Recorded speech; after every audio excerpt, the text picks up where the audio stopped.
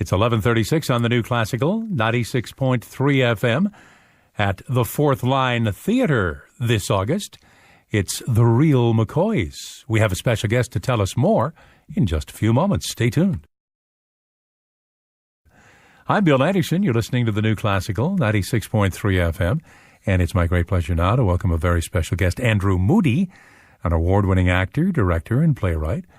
Andrew's performed in many theatrical, film, and TV productions. He's performed at Stratford, was a member of Second City. You may remember him as the host of TVO's Big Ideas. And this time, Andrew has written something that's going to be presented by the Fourth Line Theater, and you're also acting in it. That's right, I am. Yeah, for the first time. Wow. Well, tell us about the Real McCoy. Now, we've all heard the expression, it's the Real McCoy, and I don't think anybody knew that it came, or where it came from, and in fact, that it's a Canadian connection. That's right. As a matter of fact, I was introduced to it because I was acting in a play by Linda Griffiths in Calgary. I was doing a workshop of her play, The Duchess. And afterwards, I was talking to a local Calgarian, and I said to him, "Oh, that Linda Griffiths, she's the Real McCoy." And he said, "Do you know where that phrase came from?" And I lied. I was like, yeah, the Hatfields and the McCoys, right? Yeah, right. Or that old TV series with Walter Brennan. Exactly, yeah, must be that, right? Yeah, sure. And he said, no, actually, there was an inventor from Colchester, Ontario, named Elijah McCoy. He was the son of runaway slaves. And because he was born in Canada, he was able to study with William Rankine in Scotland. And William Rankine at the time, in the 1800s, was one of the foremost experts in thermodynamics. You know, we almost had the Rankine system of temperature. That's, Really? how impressive he was. So this young black kid from Ontario, got to study under William Rankine, came back to Canada, and there were no real railway tracks really laid. So he went to the next best place, which was Ypsilanti, Michigan. Michigan at the time was a hotbed of the Industrial Revolution in North America. And so he got a job shoveling coal. And it must have been very frustrating for him shoveling coal on a train, because he was trained as he was an engineer. Absolutely. He was actually, he was a master engineer. But because he was black and because this is pre-Civil War America, he couldn't get a job as an engineer. So he's shoveling coal on this train, and he realizes that trains are inefficient. They just don't, because steam is so corrosive to metal, you have to constantly stop the train, you have to constantly oil it up, and it's just very inefficient. So he decided to invent this lubricating cup that helps to keep the train lubricated while it's running, which is something that was just very hard to do. And so he patented it, and he sold it, and when people started seeing that there was this lubricating cup being made, other people started making it too. They would make their own lubricating cup, but none was as good. So people would go into a store asking for the Real McCoy. Very good. Simple as that. Yeah, and he was born in Colchester, Ontario. Which is down around Windsor area. That's right. Across the border from Michigan. That's right. So it all makes sense. He went on to get how many patents?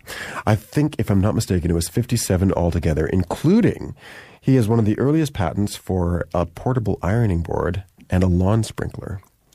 Which They're is still just around. amazing. Yeah, I know, exactly. Like the folding ironing board Yep. and the lawn sprinkler that you'll see driving through any part of Southern Ontario. This story that you've created about his life doesn't just concern his scientific accomplishments. It concerns the humans element. That's right. It's a story not just about an inventor, but it's also a story about a man who had struggles within his family. He had a beautiful wife who his first wife, unfortunately passed away, and but then he went on to do more inventions, and he had a second wife who also passed away, and then eventually at the end of his life, he died in an asylum with nobody believing that he was the Real McCoy. That's right. 57 patents. 57 patents. He must have been incredibly wealthy, no? No. Like many, many inventors, what happens is you take the money you earn to invest in more inventions.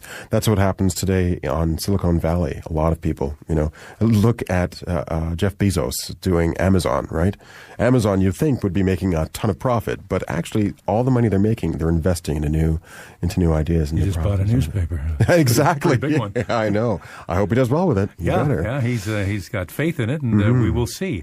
So Elijah McCoy's story, You have written it. You've handed it over to director Kim Blackwell, who's done many, many things at Fourth Line Theater. So come on, I got to ask you, are you happy with the way she's interpreting it? I am over the moon happy. One of the amazing things she's done is she's taken the play, and the setting at Fourth Line is amazing because it's out in the outdoors, and there's this beautiful barn, this rustic scenery, and she's also created this musical instrument out of the set.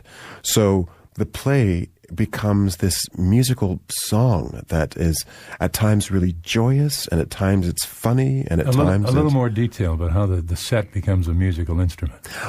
There are times because what she's done is she's hung these metal pieces and pipes and wheels, things that you'd find in a steam engine, but also can be used for percussive instruments, and also can be used like a gong or like an organ or like many different things. Justin Hiscox does the music for the Fourth Line. That's right, yeah. He's put this all together. Talk about Bo Dixon, who stars as Elijah McCoy. Bo Dixon is not only very tall and very handsome, but he's got an incredible voice, and that just drives me crazy.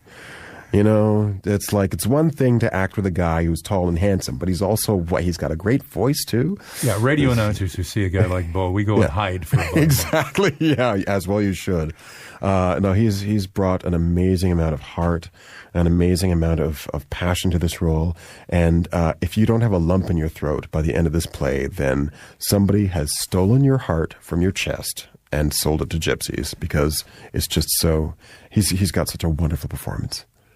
Bo is accompanied by 6 other actors, total of 7, playing That's right. 39 roles. Now, That's right. Is that fun, or is that just crazy? Well, I've never been in the show before, so now that I realize what I've done to the actors, I feel bad for them. But I've got a great cast: Carson Dervin, Matt Gilbert, Callie Millman, Melanie Murray, and the. But how do they do the costume changes? Oh, it's funny because on stage we try to make it look so effortless. So once we get on stage, we're just, hey, how's it going? And then backstage we just run and we're madly just throwing clothes into the air. And don't forget, the stage is a barnyard and backstage is a barn. Absolutely, with chipmunks.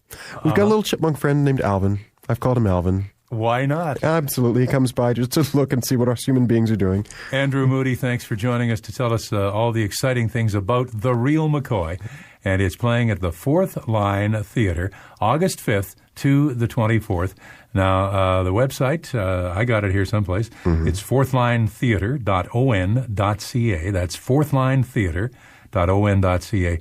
Or you can call 1-800-814-0055. That's 1-800-814-0055.